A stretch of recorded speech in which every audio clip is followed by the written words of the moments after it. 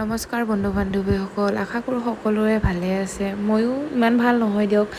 মাৰ লগত পথাৰত আহিছোঁ আজি, যিহেতু নতুন এটা ঠাইত মানে মই ধান লগাবলৈতো আহিছিলোঁ, পিছত লগোৱাৰ পিছত অহা নাছিলোঁ। দেউতা থাকিলেতো আহিবলৈ নালাগে বাৰু। সেয়ে মা আহিলে, মাও আহিব দিয়া নাছিলে, হ'লেও মই নিজে আহিছোঁ মাৰ লগত। মা অকলে গৈছে আৰু আইতাজনীক দেখিছেনে, ইমান বেয়া লাগিছে, ইমান দূৰৰ পৰা আনিছে। আমি 5-10 মিনিট পথাৰত থাকিলে আমাৰ কেনেকৈ ৰ'দে খাওঁ খাওঁ কৰে, আৰু আইতাজনী ইমান দূৰৰ পৰা পানী পিয়াহে হেৰিহে আহিছে। মই পানী খাবলৈ লওঁতে দূৰৰ পৰা চিঞৰিছে মোক, বোলে পানী অকণ মোকো থবাচোন বুলি। ইমান বেয়া লাগিছে, আৰু মই অকণে আছিলে পানী নোখোৱাকৈ দি দিলোঁ।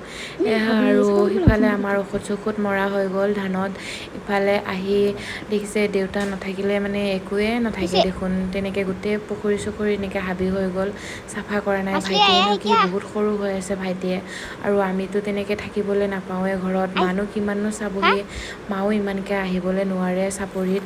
আমি সেইকাৰণে আজি আহিলোঁ, মায়ে নাহিলে আমি আহিলোঁ দুজনে। পিছত ইফালে দেখিছে ধানবোৰ গোটেই হাবি হৈ গৈছে। ইপিনে মাছ পাইছে নেকি বুলি মই দৌৰি আহিছোঁ চাবলৈ, মাছটো এটাহে উঠিছে। ইমান ভালকৈ জাল চাল মাৰিবই নাজানে যদিও মানে ভাইটি এৰি থৈ দিছিলেতো, সেইকাৰণে ময়ো চাবলৈ আহিলোঁ মাছ কেনেকৈ হৈছেনে হোৱা নাই। আৰু কিনো ক'ম আপোনালোকক, দেউতা নথকা অৱস্থা এয়ে হয় বাৰু।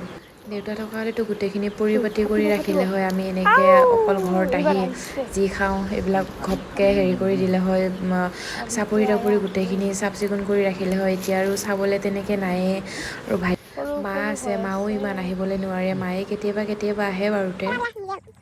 দেউতা থাকিলেতো এনেকৈ পৰি নাথাকে বাৰু, সঁচাকৈ দেউতা থাকিলে যে কয় বোলে একো টেনশ্যন নাই, সঁচাকৈয়ে হয় কথাষাৰ। এতিয়াহে অনুভৱ কৰিব পাৰিছোঁ, যেতিয়া দেউতা থাকিছিল তেতিয়াতো ভবাই নাছিলোঁ এনেকৈ কেতিয়াবা চাপৰিত আহিব লাগিব, চাপৰিখন চাব লাগিব ক'ত কেনেকৈ কি হৈ আছে। ভাইটি থকাৰ পিছতো মই এনেকৈ আহিব লাগে কেতিয়াবা।